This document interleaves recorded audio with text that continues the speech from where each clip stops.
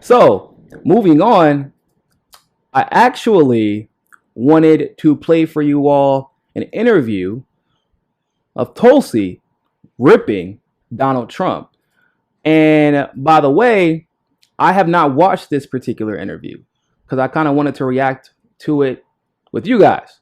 So let's hear what Tulsi had to say about the Donald Trump tweets. And for the love of baby Jesus, Tulsi, don't embarrass me here. I can say that, y'all can't say that. Don't. I'm like, my heart's pounding. I don't want another Biden incident. I can't take another one. Jesus Christ. Let's check out what this interview is about. Bring in now a Democratic member of the House, the only Congresswoman of color running for president in 2020. Tulsi Gabbard of Hawaii joins us now from Capitol Hill. Congresswoman, thank you so much for joining us. I want to get your reaction to this resolution and what you hope this vote tonight will accomplish. Well, first of all, I just want to be really clear about the devastating consequences of President Trump's racist comments. First of all, stoking these racist feelings and stoking religious bigotry in this country, tearing apart an already divided country for his own political gain, is beneath the office of the presidency and undermines the very values and principles of our democracy. Second, his using the platform of the presidency essentially to tell people who are critical of him or complaining about things or this or that they should quote unquote go home, threatens our First Amendment rights, our freedom of speech. You know, when we think about who we are as Americans, what is it that makes us Americans? What is it that makes our country? It is those values and principles enshrined in our Constitution and our Declaration of Independence that says all men are created equal, you know, endowed with these inalienable rights by our Creator, every single one of us. And so that's the statement that I think that this resolution is seeking to make, to remind the country, to remind this president about who we are as Americans and that we will not stand for racism or bigotry or seeking to anyone who seeks to squash free speech. I'm going to bring in now a Democratic member. Go ahead, Tulsi. Go ahead. First of all, hold up, Tulsi. Did she dye her hair black? Did she get rid of the gray? I hope she did, man. That's gonna break my heart if she did. But oh, I can rest easy. I can breathe easy, y'all. Whew, okay, good. She got that one right. We're gonna be all right. Oh man, I can play like that. Y'all can't do that. But that was so eloquently put by Tulsi Gabbard. I'm glad she called it what it is. And here's what's significant about what she just said from Tulsi's perspective. Tulsi hates identity politics. Hates it. I mean, she despises it on a personal level. She's been attacked by it, so she despises it even more so on a political level. She's had her identity regularly ignored. So I do want to give credit to the interviewer for acknowledging the fact that she is a woman of color and one of the only two women of color running, who actually loves both of her identities, was literally raised Christian and Hindu, had a Hindu wedding. And even though her father is Christian, you know, she's literally come up appreciating both of her sides of the family and has taken clearly good things from both of her backgrounds. So I appreciate that. But she's really had her identity ignored while simultaneously having identity politics weaponized against her. And for her to hate identity politics, and even she sees, man, this man's tripping. We know exactly what he's doing. He's literally saying, don't speak up or you should leave. I mean, once again, factually, I don't know where the hell he expects him to go. Rashida Tlaib is from Detroit. AOC is from the Bronx. And Ayanna Pressley is from Massachusetts. The only one who's a refugee is not originally from this country, is Ilhan Omar, but clearly her foreign policy experience has given her the clout and understanding to make better policy decisions in that regard than Trump has done. So what? I'm confused. It's interesting to me also how Trump ran his entire campaign. His entire campaign on America is not good enough. America is not great. I'm the only hope to make America great. America sucks. America would have been good. America was not good. America isn't good. ICE was still here. And trust me, ICE got a lot more deportations under Obama than it did under Trump. And that's a fact. ICE was still here. Border Patrol was still here. The military was still here. And actually more active. Trump uses more bombs now. But it was still here. The police, still here. Still legally executing people without consequence. The trade deals that he supposedly doesn't want to, like he wanted to get out of, those trade deals are still here. Our education system is still trash. Probably more so now than it was before. Black people still primarily occupy the private prison system and the prison system in general. The military-industrial complex still wasting a bunch of money.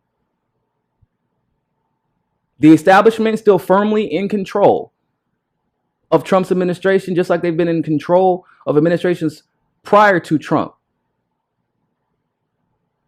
Trump ran his entire campaign on America not being great and critiquing it. Now he wants to attack these 4 women in Congress who were elected by people, by the people specifically, who were elected to right the wrongs, to fix the problems in America, which you first obviously have to acknowledge. You have to acknowledge that there are problems first.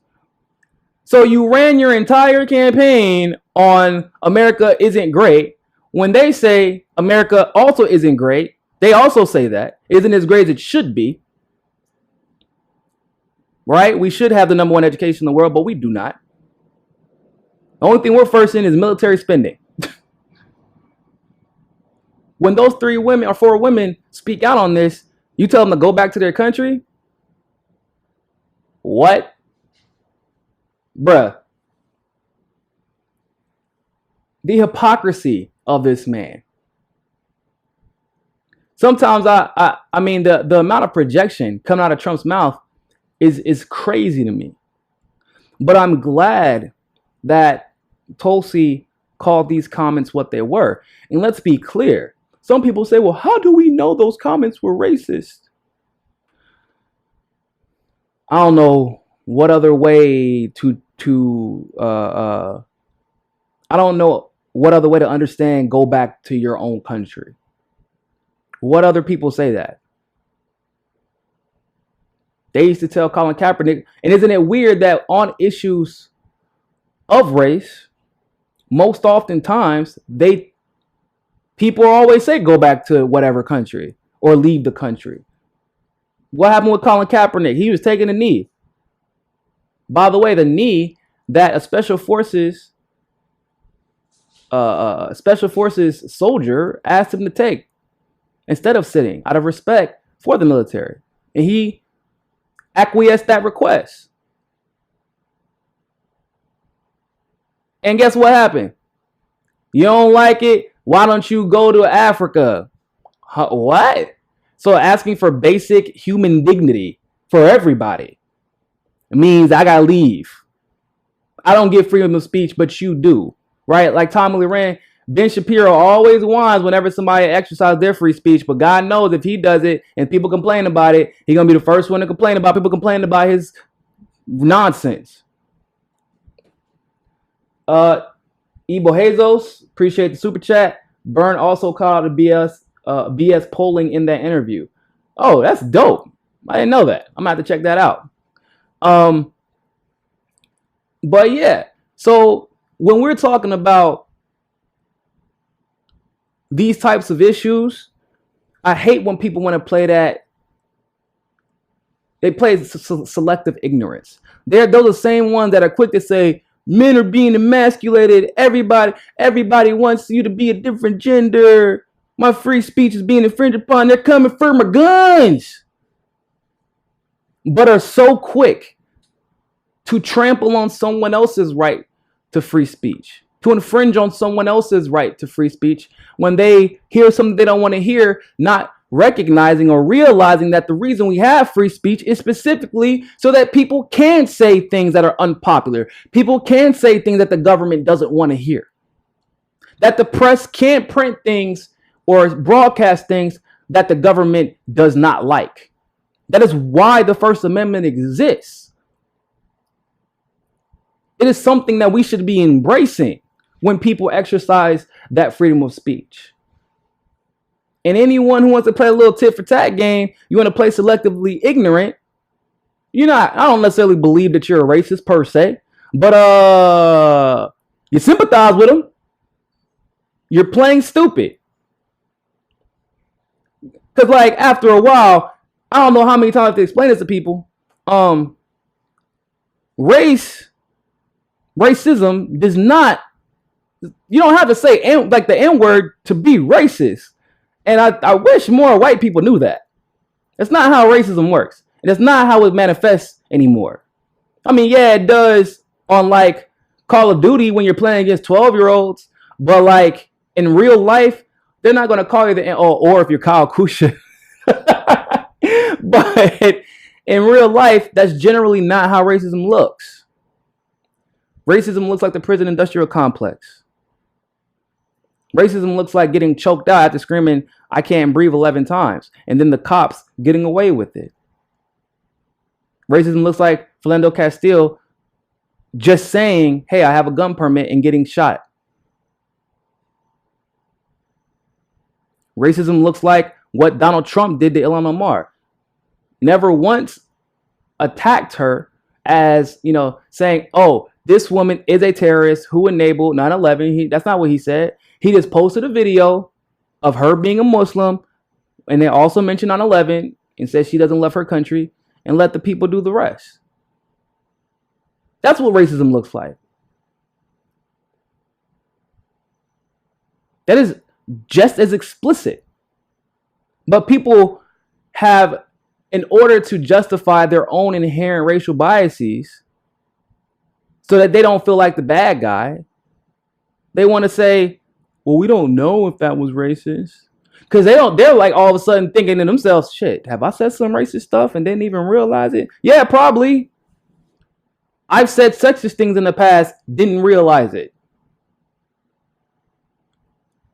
The older generation of black people have actually been racist against, racism can work like that, where you could be black and still be racist against black people, because racism is a matter of a patriarchal power structure. In other words, a black person cannot be racist towards a white person. We can be discriminatory. We can be prejudiced. We cannot be racist, right? Because most of the time when a black person is upset or treats a white person in a very,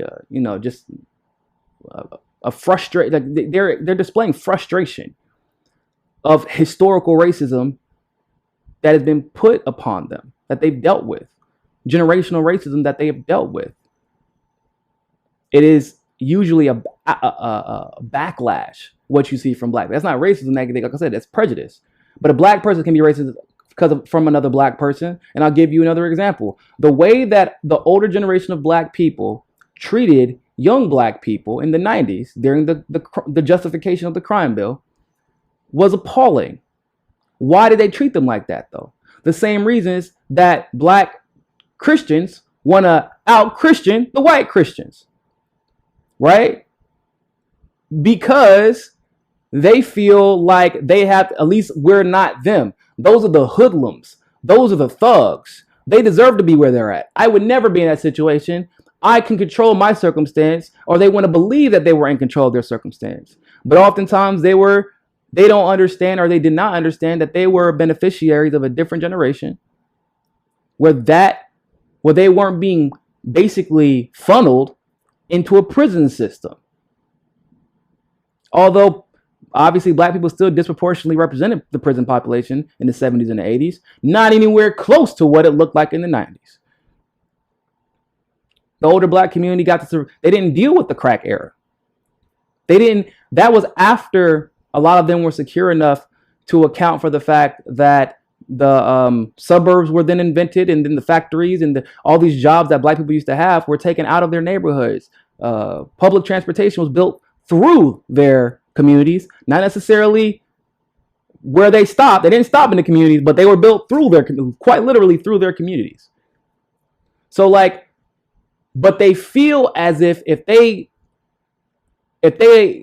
denigrate the quote unquote thugs at the time, the hoodlums at the time, without understanding and empathizing how they are being oppressed. It's just in a different way, in a different generation. Every generation is oppressed in a different way, or has been oppressed in a different way.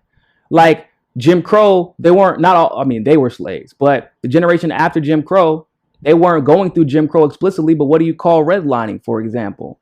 Some of these ridiculous voter ID laws. That's just a different type of oppression. So